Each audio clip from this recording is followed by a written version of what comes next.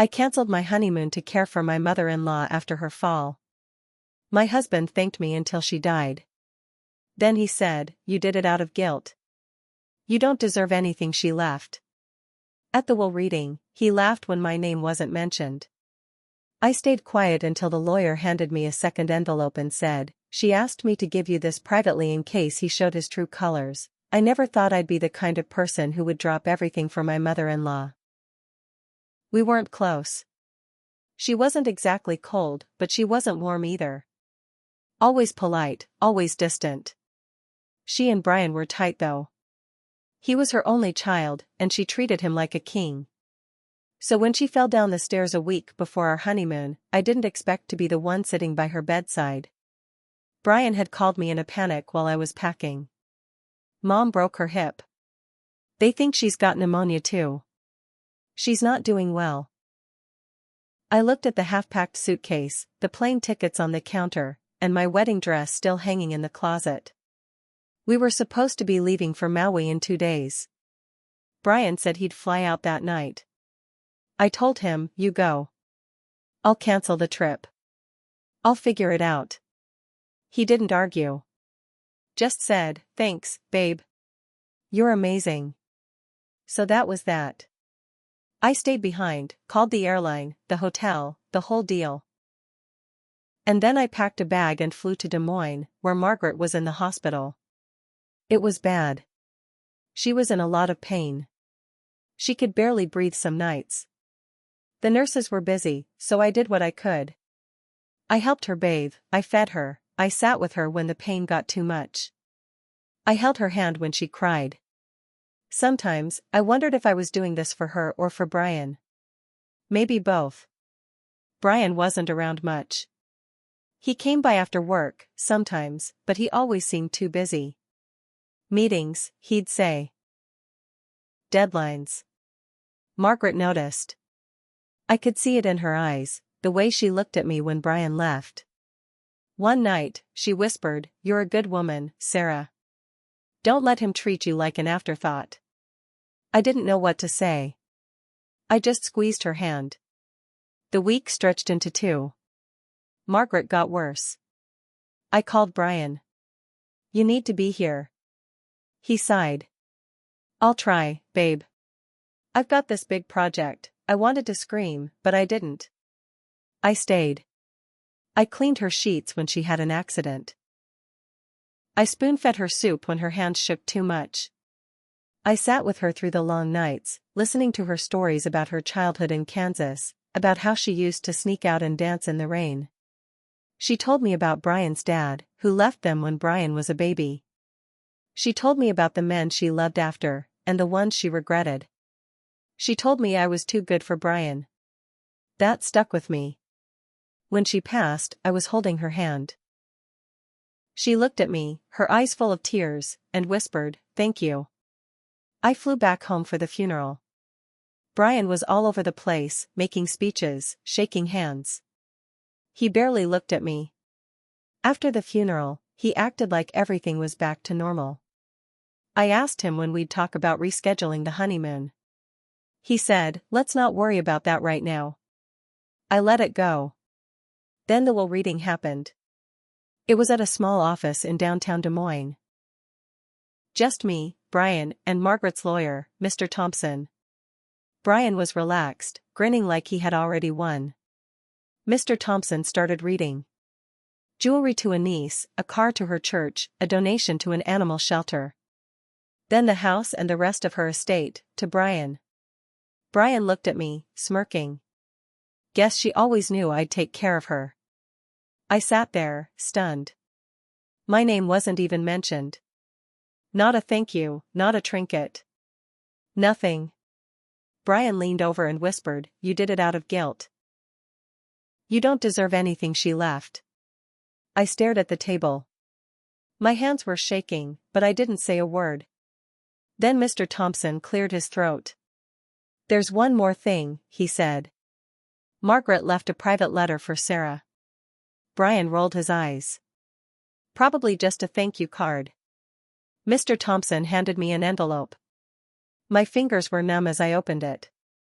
Inside was a letter, written in shaky handwriting. Sarah, if you're reading this, I'm gone. I hope Brian didn't make too much of a scene at the reading. He's good at that. I want you to know that I saw you. I saw what you did for me when no one else was there. I saw how you cared for me, how you put your own life on hold to make sure I was okay. I saw how Brian left you to handle it all. I saw the way he treated you. I didn't say anything then, but I am saying it now. You deserve more. Enclosed is a second will. Mr. Thompson helped me write it. I wanted to make sure that if Brian ever showed his true colors, you wouldn't be left with nothing. You are the reason I had peace in my final days. You are the family I didn't know I needed. With love, Margaret. I looked up, barely able to breathe. Mr. Thompson nodded, like he was waiting for me to finish. He pulled out another document. Brian's face twisted. What the hell is that? Mr. Thompson laid it on the table. This is Margaret's most recent will. It supersedes the previous one. Brian's eyes went wide. You've got to be kidding me. I stared at the paper in front of me, and for the first time in weeks, I felt like I could breathe. Brian's face turned red. He pushed back from the table and stood up. This is crap, he said, his voice rising. There's no way Mom would do this. She told me I'd get the house, the money, everything.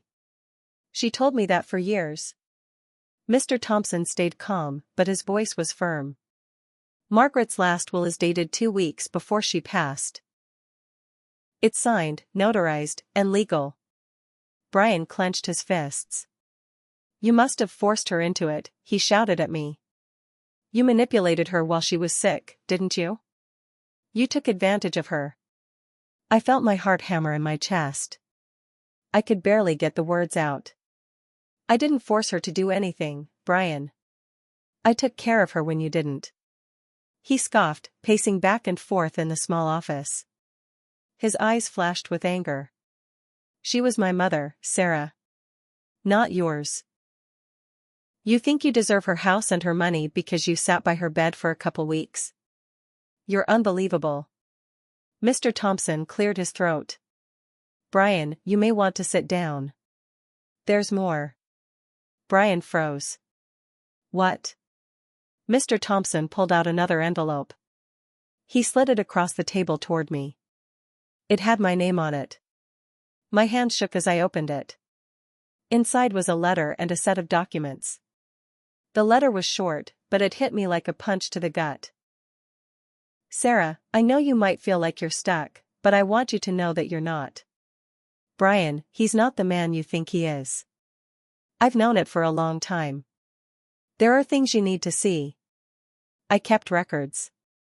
Mr. Thompson knows what to do with them. Please, don't let him hurt you like he hurt me. Don't stay quiet. Take care of yourself. Margaret. I looked at Mr. Thompson, my voice barely a whisper. What records? He nodded, pulling out a thick folder. Margaret kept detailed notes. Bank statements, emails, even recordings. She asked me to hold on to them in case you ever needed them. And, she also made a trust in your name. It's not just the house, Sarah. It's everything. Brian's mouth dropped open. This is a goddamn joke, he shouted. This is fraud. You're both liars. I could barely think straight. The room was spinning. I flipped through the folder, there were pages and pages of records. Transactions Brian had made using Margaret's accounts. Money he'd transferred into his own accounts without telling her.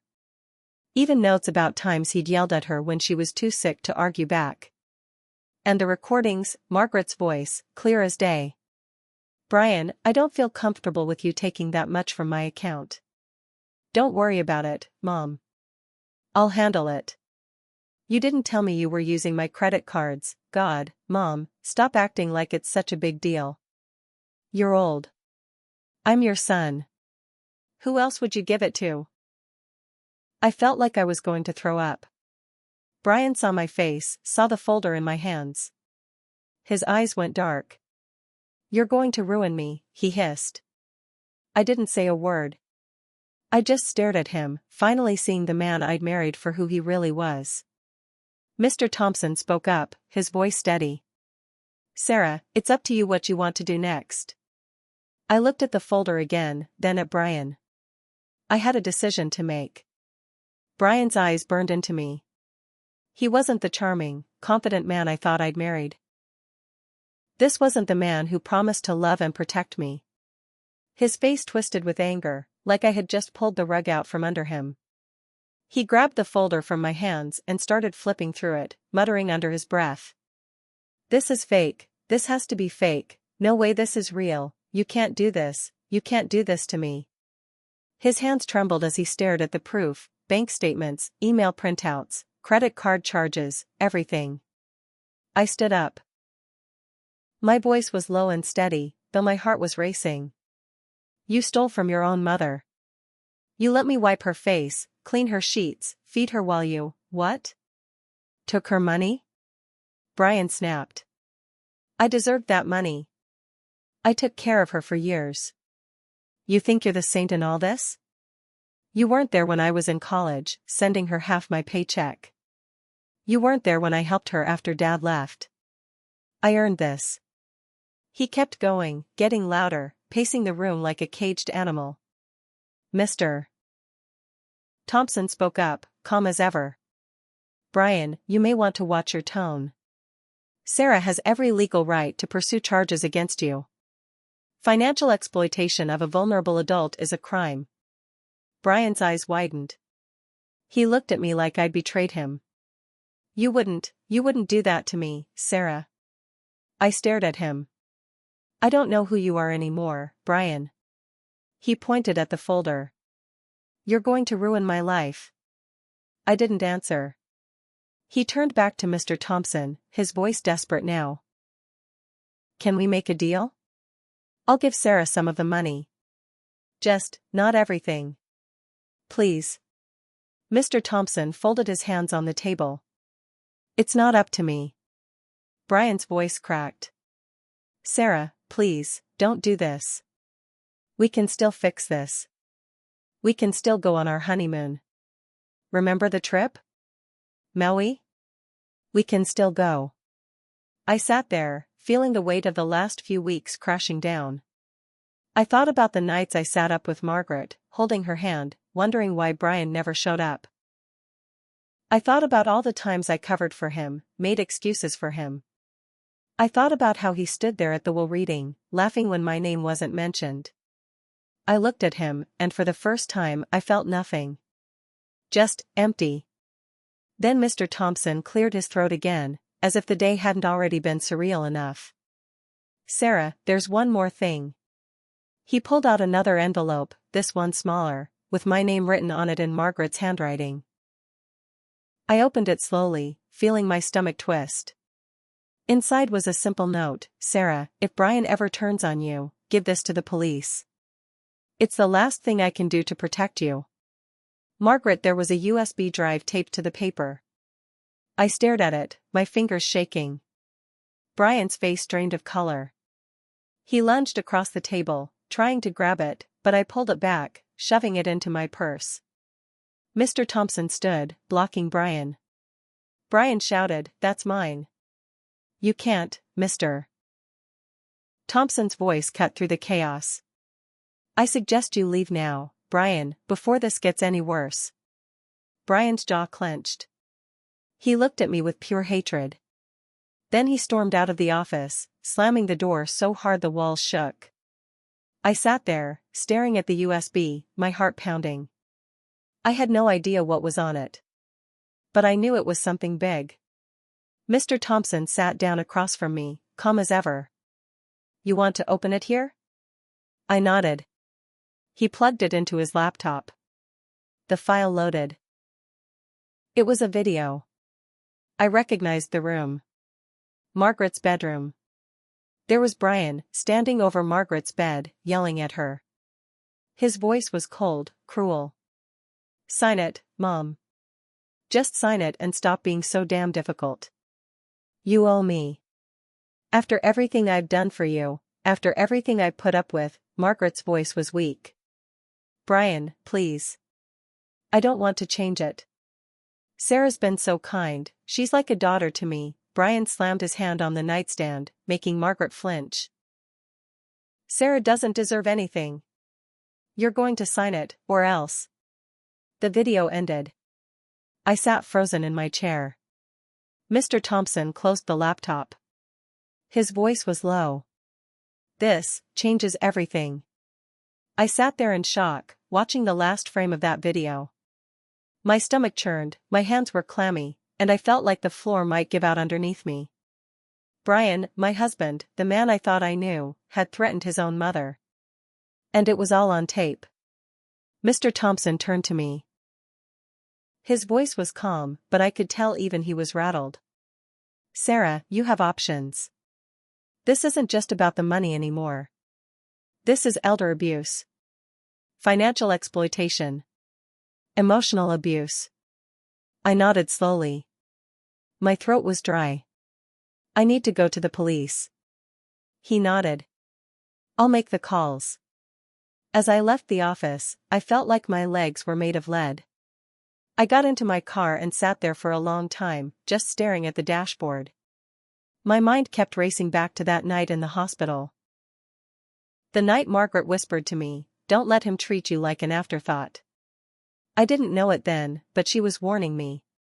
She knew. By the time I got home, Brian was already there. I opened the door, and he was pacing in the living room, breathing heavy, like a caged animal. His eyes snapped to me when I walked in. "You went to the lawyer," he hissed. "You have no idea what you're doing. This is my family, my inheritance, you're just some woman I married. You don't get to take what's mine." I stood in the doorway, gripping my purse. "You stole from your mother. You abused her. I have the video." His face twisted. "You're bluffing." I didn't say a word. I just reached into my purse, pulled out my phone, and played the video. His face went pale. His hands dropped to his sides. He looked so small in that moment, pathetic. For a second, I almost felt sorry for him. Almost. "You're going to the police," I said, my voice steady. "You're going to turn yourself in. If you don't, I will." He lunged at me, grabbing for the phone, but I was faster. I stepped back, holding it tight. "Try it," I said. My voice was so cold, I barely recognized it.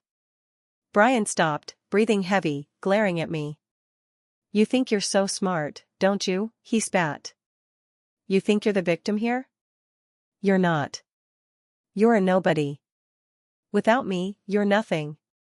I smiled, but it wasn't a kind smile. It was the smile of someone who had finally seen the truth. "That's where you're wrong." I left. I drove straight to the police station.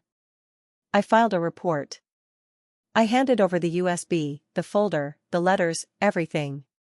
The detective I spoke to looked at me with wide eyes as he flipped through the paperwork. "This is a lot," he said. "We're going to open a case immediately." It all moved fast after that. Brian was arrested 2 days later. They charged him with elder abuse, financial exploitation, and fraud. They had the video. They had the records. Margaret had covered her tracks well, she knew what she was doing. When Brian was brought into court, he looked at me across the room, but I didn't look away. I stared right back at him, and for the first time, he was the one who looked small. The judge denied him bail. He was stuck in jail, exactly where he belonged. But it didn't stop there. The court ordered a full investigation into Brian's finances. They found debts he'd hidden, secret credit cards in Margaret's name, and shady investments. The judge froze all his accounts. Brian's lawyer tried to argue that I had manipulated Margaret, but the evidence said otherwise. The video, the notes, the emails, they all told the same story. Brian was a liar, a thief, and a bully. And me? I inherited everything. Margaret's house, her accounts, the trust she set up for me, it was all mine now. I sold the house and donated a big chunk to the hospital that cared for Margaret. I kept some for myself, enough to start over. I divorced Brian. He tried to fight it, but the court didn't care about his sob story. He tried to reach out from jail, writing me letters, begging for forgiveness, saying he was stressed and grieving when he did those things. I didn't respond. Not once. I moved back to the city, far from Des Moines. I got a job at a nonprofit helping seniors navigate legal and financial issues. I figured if I could help one person avoid what Margaret went through, it'd be worth it. And the best part? Brian was sentenced to 5 years in prison. 5 years to think about what he did, 5 years to stew in the consequences of his own choices. The last I heard, he was trying to get parole. His petition got denied. Twice. Sometimes, when I think back to everything that happened, I still feel the sting of betrayal. I loved him. I really did. But the man I thought I married never existed.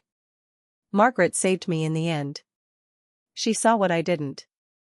She gave me the power to stand up for myself, to see the truth, and to walk away.